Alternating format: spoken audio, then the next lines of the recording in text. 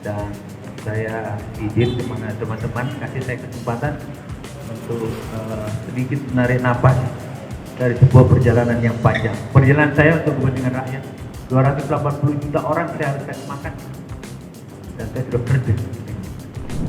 Halo Tribuners, kembali lagi dengan aku Nadia di Hype membahas berita terkini untuk kamu.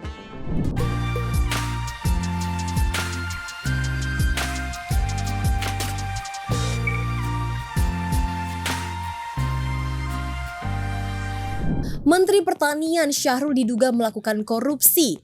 Syahrul diketahui merupakan kader dari Partai Nasdem. Lantas Partai Nasdem memiliki tugas ataupun PR yang besar untuk mempertahankan citra baik dari partainya tersebut. Kamu simak dulu berita yang satu ini. Kader Partai Nasdem kembali tersangkut perkara. Nasdem dinilai punya PR berat.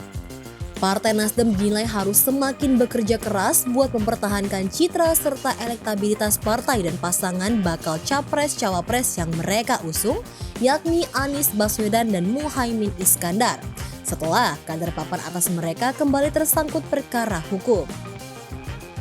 Saat ini kader Nasdem yang menjabat sebagai Menteri Pertanian Syahrul Yassin Limpo diduga tersandung dugaan korupsi di lingkungan Kementerian Pertanian. Perkara itu tengah diusut oleh Komisi Pemberantasan Korupsi. Sedangkan mantan Sekretaris Jenderal Nasdem sekaligus ex-Menteri Komunikasi dan Informatika Johnny Gerard Plate tengah menghadapi persidangan kasus dugaan korupsi proyek pengadaan menara BTS 4G. Kasus tersebut sedang ditangani oleh Kejaksaan Agung.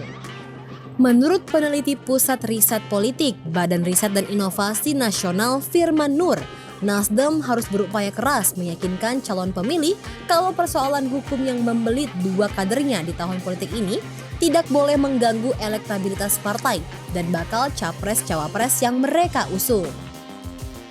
Dari hasil jajak pendapat sejumlah lembaga survei, elektabilitas Anies Baswedan sampai saat ini masih di urutan buncit ketimbang dua pesaingannya, yaitu Prabowo Subianto dan Ganjar Pranowo.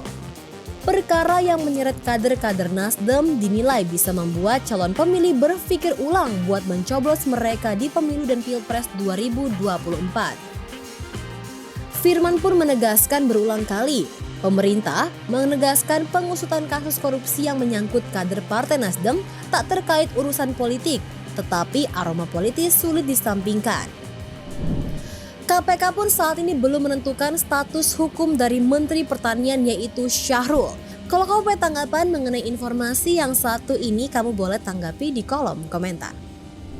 Oke Tribuners, sekian dulu berita yang bisa Nadia sampaikan kali ini. Buat kamu jangan lupa like, komen, dan subscribe channel ini dengan aku Nadia. Sampai jumpa lagi di berita selanjutnya.